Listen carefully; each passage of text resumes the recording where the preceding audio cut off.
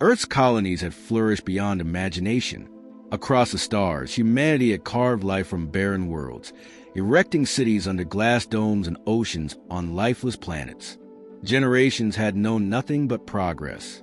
Hope filled the air. Children laughed in low-gravity parks. Farmers cultivated alien soils, and researchers pushed the boundaries of science, dreaming of a universe without war. There was peace, and for a moment in time, humanity dared to believe it had outgrown conflict. Trade routes crisscrossed the stars, linking colonies like veins carrying the lifeblood of civilization. No one thought to question the safety of it all. After all, hadn't humanity survived itself? Hadn't the wars of Earth taught them to build rather than destroy? The colonists believed it. Engineers designed entire cities that could fold in the ground at the first sign of trouble, though nobody really expected to use such features. Teachers told their students that the galaxy was vast and full of friends they hadn't met yet. Diplomats prepared welcome speeches. Humanity wasn't naive. It simply chose hope over fear. But far beyond the mapped sectors, something ancient stirred. Whispers came from distant traders, warnings that a collective known as the Zelenar was amassing fleets. They weren't diplomats. They weren't traders. They weren't looking for peace. The rumors described living warships and soldiers engineered not for survival, but domination. It seemed absurd to the colonists. After all, who would risk war with a species that had tamed Earth itself? Who would want to shatter such prosperity? The answer came without warning. They arrived on the third night of the Harvest Festival, when fireworks lit up the artificial skies of New Thessalonica. Without a declaration of war, without a chance to surrender, the Zelenar fleet tore open the sky. The first wave bombarded orbital defenses, melting them into slag within seconds. The second wave unleashed weapons designed not just to destroy cities, but to erase entire ecosystems. Fields turned to ash. Rivers boiled. Atmospheric processors screamed before collapsing into burning wreckage. Emergency sirens wailed across the settlements, but there was no refuge to be found. Terraforming stations detonated, tearing apart the very ground colonists stood on. Parents clutched their children and tried to flee, but nowhere was safe. Spaceports shattered under kinetic strikes. Escape ships exploded before they left the ground. Those lucky or cursed, enough to make it into orbit watched in horror as their homeworlds were reduced to gray-black wastelands within minutes. Across dozens of colonies, a single desperate transmission repeated over open frequencies. This is New Thessalonica. We are under attack. Repeat, we are under attack. Requesting immediate assistance, please. If anyone can hear this, and then static. Earth received the message seconds before the network of relays collapsed. 100,000 souls cried out and were silenced. 100,000 more vanished before any organized response could be formed. Governors pleaded for help. Emergency meetings scrambled to piece together what was happening. Analysts reviewed fragments of footage. Sleek, jagged ships piercing through orbital defenses, ground forces moving like shadows, entire districts incinerated by weapons humanity had never seen before. Civilians overwhelmed. Soldiers slaughtered. Hope gutted before it could even rally. The brutal efficiency suggested planning, coordination, and absolute contempt for human life. This wasn't war. It was extermination. Survivor testimonies trickled in. A pilot, voice shaking, spoke of capital ships vanishing under precision strikes before his fighter systems fried mid-flight. A medic described an entire hospital vaporized in a flash of searing blue light. A child whispered about the sky raining fire as her parents pushed her into an escape pod and sealed the hatch, their faces the last thing she ever saw. Earth's Council convened emergency sessions. Leaders shouted over each other, demanding answers, demanding retaliation, demanding salvation.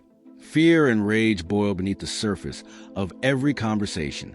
For decades, humanity had stretched its arms wide across the stars, trusting that decency and trade agreements would protect them. Now those same stars seemed to mock them, cold and indifferent to the slaughter unfolding light years away. The official media broadcasts tried to control the panic. They spoke of isolated incidents, containment efforts, and ongoing negotiations. But the unfiltered feeds leaking from the colonies told a different story, one of annihilation. Entire continents left cratered and smoking. Oceans turned to mist.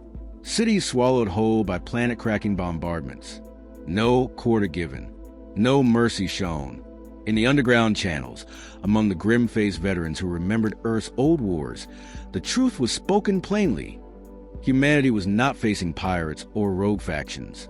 It was facing an enemy determined to wipe it from existence. No negotiation would save them. No plea for peace would be heard. The loss of New Thessalonica was only the beginning. Within a week, 11 colonies had fallen. Their names were struck from the shipping routes.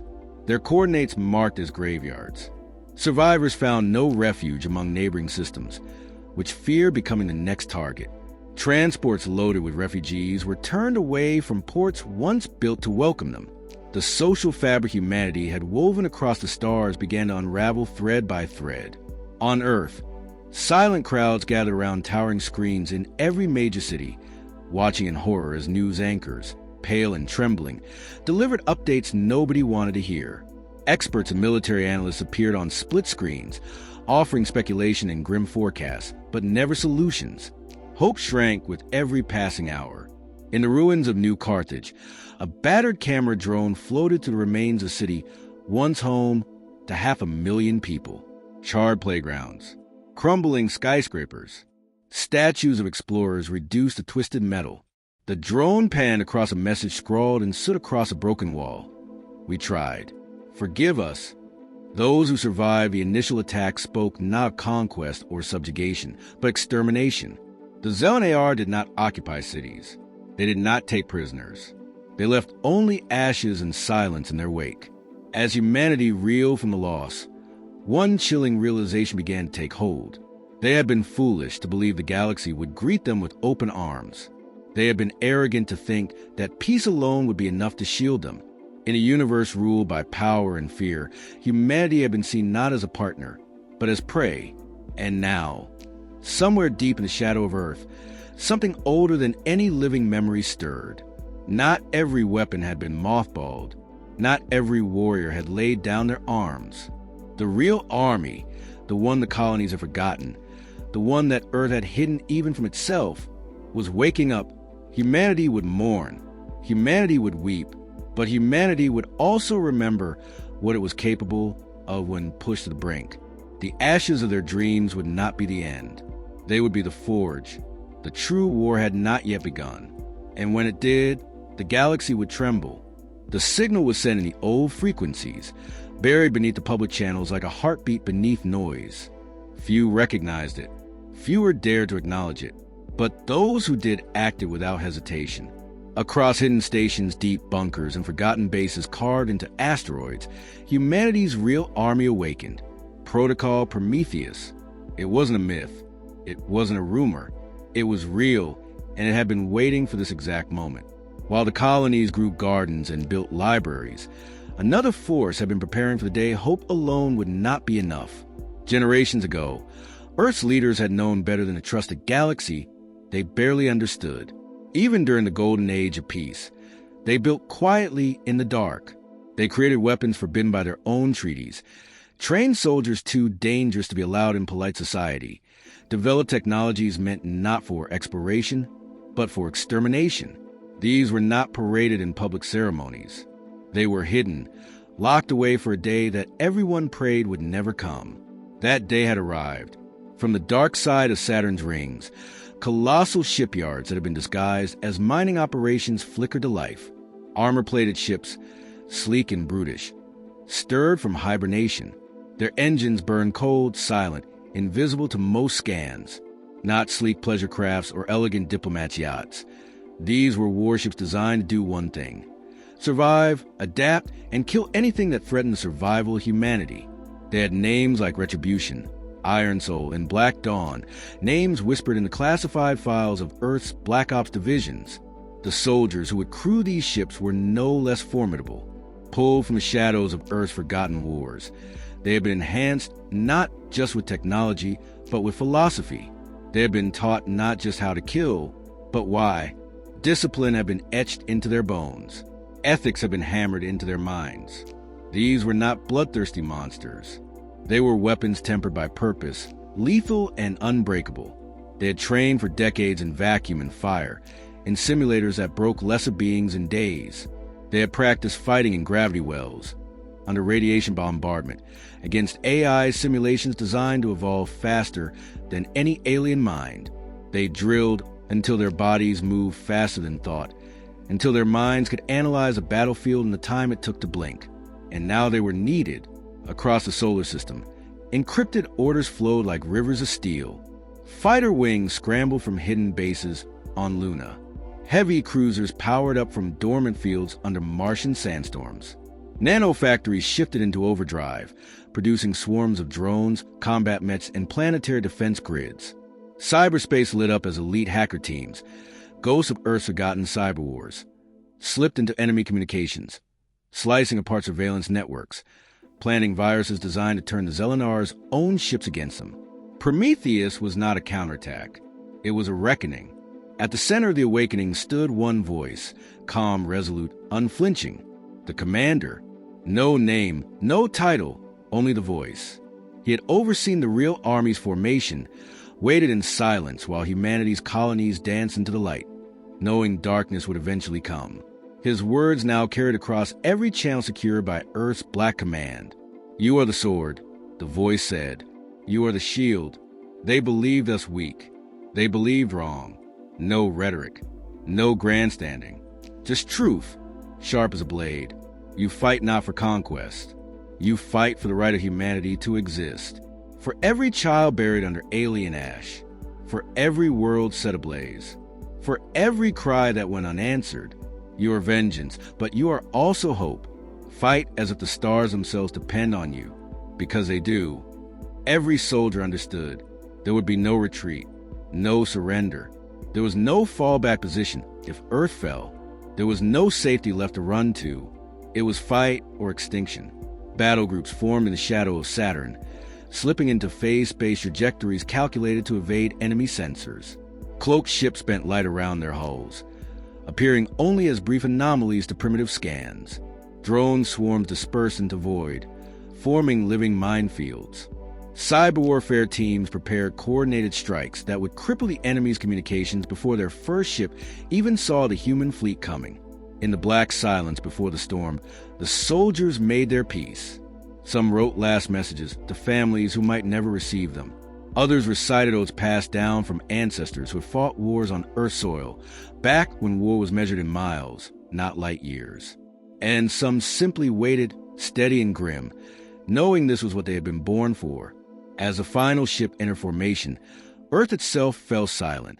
The planet's civilian networks were blacked out to prevent information leaks. Trade was suspended. Civilian ships were ordered to hold position or retreat into deep space safe zones. The entire species, from the frozen cities of Europa to the floating arcologies of the Pacific Rim, held its breath. The real army was not interested in negotiating. It had calculated, precisely, the amount of force required not just to repel the invaders, but to send a message to every power lurking in the dark corners of the galaxy. Humanity was not prey. It was a predator. The operation was codenamed Ironheart. The first phase, annihilate the Zelenar fleet in frontier space before it could regroup. The second phase, destroy the supply lines, the weapons factories, the staging grounds. The final phase, strike at the heart of the Zelenar command and break them so thoroughly they would never threaten another human world again. No quarter would be given. No mercy would be asked for or offered. This was not cruelty. This was survival, and it had been forged in fire, honed in silence, tempered by necessity. Humanity had not sought war. Humanity had not desired this bloodshed. But humanity would not apologize for surviving. When the fleet moved, it moved as one. Silent, deadly, implacable. The stars themselves seemed to recoil from what was about to happen. For the first time since the dawn of the New Age, humanity had remembered what it truly was. And it was glorious. The Zelenar didn't know what hit them. They were used to domination, used to invading worlds with their superior technology and ruthless tactics. Their fleets were designed for war, their soldiers engineered for combat. Their warships were perfect killing machines, able to tear through any resistance without hesitation. But they had underestimated the human spirit. the raw tenacity that lay hidden beneath centuries of peace. They had made the mistake of believing that humanity, spread thin across hundreds of colonies, couldn't mount a real defense. They believed that Earth's centuries of peace had softened its people, that the fear of conflict had dulled their edge. They couldn't have been more wrong. The first attack came in the outermost sector, a place humanity had long considered a buffer zone, a system known for its resource-rich moons, perfect for mining operations. The Zelenar had set their sights on it, moving in with their dreadnought-class warships, confident that the human station there were unprepared. What they didn't know was at the station there had been a test ground, a site for forgotten weapon prototypes and experiments long buried in the archives. The soldiers assigned to defend it weren't regulars, weren't the typical colony peacekeepers. They were veterans, hand-picked from the last surviving units of Earth's true military, long retired from public life. They had been living in obscurity, teaching farming or engineering, but when the call came, they were ready. The first strike was coordinated across multiple vectors, a series of missile silos hidden beneath the moon's surface coming to life. Drones, designed to be indistinguishable from surrounding space debris, swarmed the Zelenar fleet's perimeter, luring them into an ambush.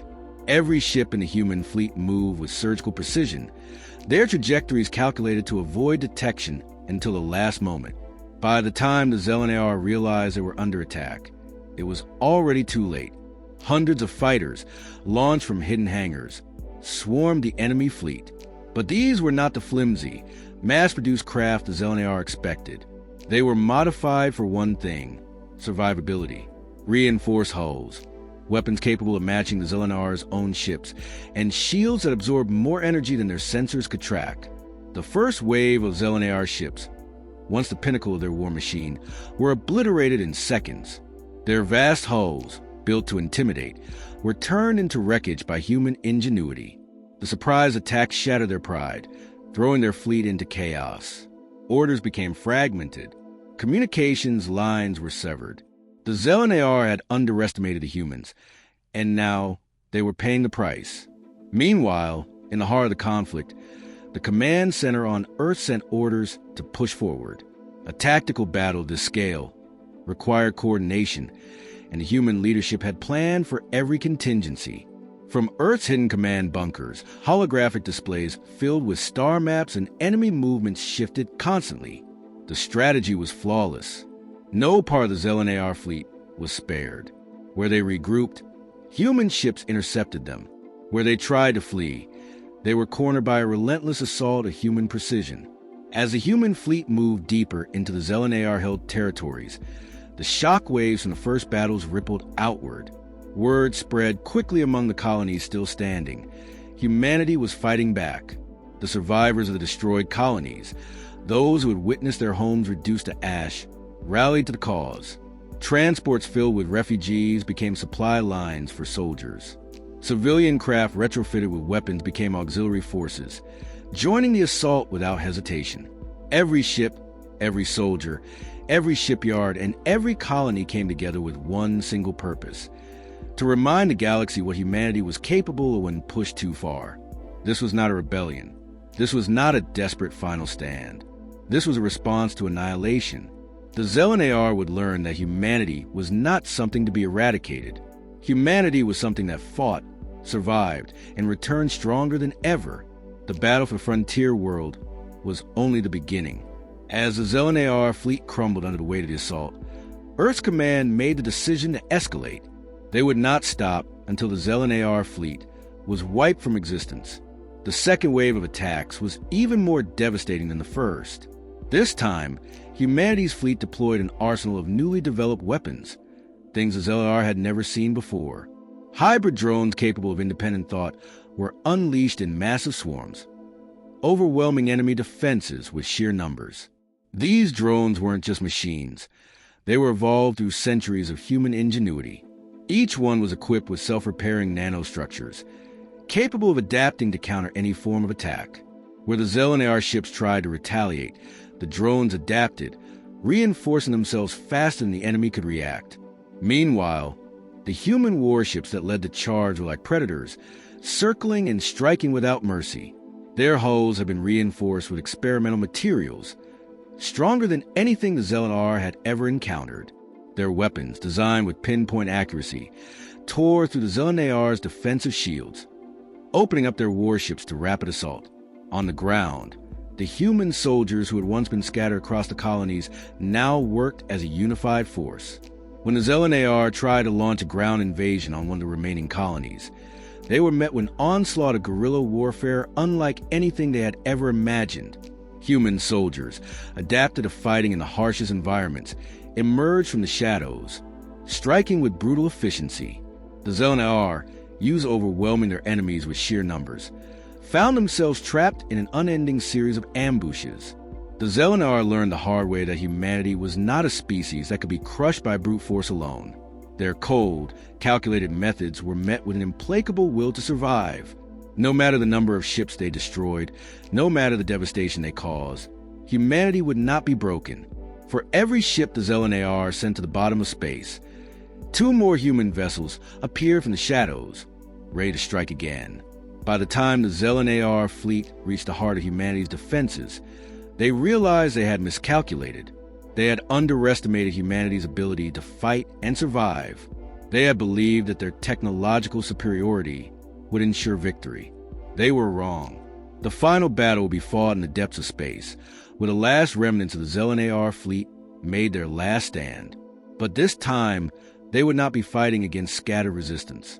They would be facing an army that had risen from the ashes, an army that fought not just for survival, but for the future of every human being in the galaxy. This was not the end. It was only the beginning of humanity's resurgence. The Zelenar fleet had never encountered a force like this before. For centuries, they had conquered, absorbed, and annihilated every civilization they had encountered, each new species bending to their will under the might of their superior technology and military. But this time, they faced something they could not calculate, something they could not adapt to. Humanity. As the remnants of the Zelenar fleet regrouped in the heart of the galaxy, they thought they could find refuge behind their massive, impregnable motherships, the size of small moons, armed with enough firepower to wipe out entire fleets. These were their command centers, their pride, their final line of defense. But they had gravely miscalculated the depth of humanity's resolve and ferocity of its vengeance. The human fleet had been quiet for too long, moving like shadows between star systems, gathering strength. Earth's hidden fleet of warships, the last remnants of the real army, had been gathering momentum, waiting for the final strike. Earth's colonies had banded together in a force that was now far beyond what the Zelenar had initially crushed. What had begun as a desperate counterattack had turned into an unstoppable juggernaut. At the outer rim of the Zelenar stronghold, human warships breached their sensor grids with surgical precision. The Zelenar had thought their defense perimeter was unassailable, but human ingenuity found the gaps.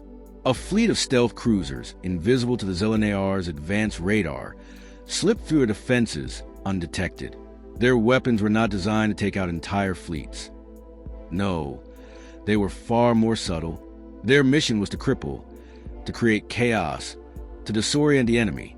Zelenar ships, huge, overwhelming, and powerful, were suddenly trapped in the very systems they thought they controlled. Communication lines were severed. Command ships were rendered blind by electromagnetic pulses that scrambled their systems. The warships they had sent out to quash humanity's resistance now found themselves isolated, unable to report back or coordinate with each other. Then came the final phase of the assault, the direct confrontation. The human fleet, equipped with technologies that had been hidden from the public for generations, surged forward like an avalanche. They had been waiting for this. The fleets were led by the ultimate weapon, a new class of human warship dubbed the Excalibur class. These ships were unlike anything the Zelenar had ever seen. Sleek, deadly, designed for overwhelming power in close-quarter combat. The hulls were reinforced with materials that absorbed energy from enemy fire, turning the Zelenar's attacks back against them. The Excalibur-class ships were equipped with graviton-based weapons, capable of bending the very fabric of space itself. Where the Zelenar relied on brute force, the humans struck with surgical precision, distorting gravity fields to destabilize enemy ships. In a blink, entire fleets were flung apart, their ships colliding in a maelstrom of chaos. Human warships, acting with ruthless efficiency, cut through the ranks of the Zelenar with a relentless barrage of firepower. Where the Zelenar used numbers to overwhelm their enemies, humanity used discipline, creativity, and cunning to tear apart their defenses. The Zelenar commanders, once supreme in their confidence, were now at a loss. Their massive, near-impenetrable motherships were being chipped away by coordinated human assaults, their advanced shielding systems overwhelmed by the precision of the human fleet's attacks. It was a slow death, methodical, designed to make the invaders feel every second of it. The Excalibur flagship, commanded by the last of Earth's true military leaders, fired its main cannon, a weapon that had taken decades to develop, one that could tear through the Zelenar's most fortified vessels in a single blast. The energy beam shot out like a comet, cutting through the darkness of space. It tore into the heart of the Zelenar's most powerful mothership, the Havoc, the pride of their fleet. The ship was ripped apart in an instant, its remains disintegrating into a cloud of debris. The Zelenar fleet faltered. There was no plan B. There was no backup. The Zelenar commanders had relied on their overwhelming technological superiority to win, but now they were faced with an adversary that had turned their very strengths against them. Desperation set in. The remaining Zelenar ships attempted to regroup, but it was too late. With their command structure shattered, their fleet in disarray, and their weapons rendered ineffective, they had no chance of survival. Human ships closed in on them, picking off stragglers one by one. Those who tried to escape were pursued mercilessly, their every move anticipated, their every effort countered. Meanwhile, on the ground, humanity's forces began reclaiming what the Zelenar had taken. As the skies above the colonies lit up with flashes of fire and destruction, humanity's ground forces stormed enemy-controlled cities with relentless fury. The soldiers who had once fought in forgotten wars now marched across the surface of alien worlds, a living embodiment of Earth's vengeance. The Zelenar, who had crushed entire civilizations under their boot heel, now found themselves outmatched by human warriors who fought not just for their homes, but for the future of their species. But it wasn't just about revenge. This was about something greater, something that transcended the individual. This was about the legacy of humanity. The war was far from over, but it was clear Earth had risen again. They had reminded the galaxy that humanity was not to be underestimated. In the final moments of the battle, as the last remnants of the Zelenar fleet were destroyed, Earth's fleet issued a final broadcast to the galaxy.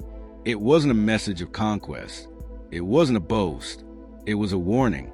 Humanity has awakened. The voice echoed across the stars, and we will never again be silent. The Zelenar had made a fatal mistake. They had thought that humanity was weak. They had thought that Earth's people would bow before them. But in doing so, they had underestimated the very thing that had always made humanity unique: their resilience, their will to survive, to fight, to endure, no matter the cost. The Zelenar learned the hard way that humanity could not be extinguished, and as the remnants of their fleet burned away into nothingness, they knew they had provoked the wrong species. Humanity had not just survived, it had triumphed, and this was only the beginning.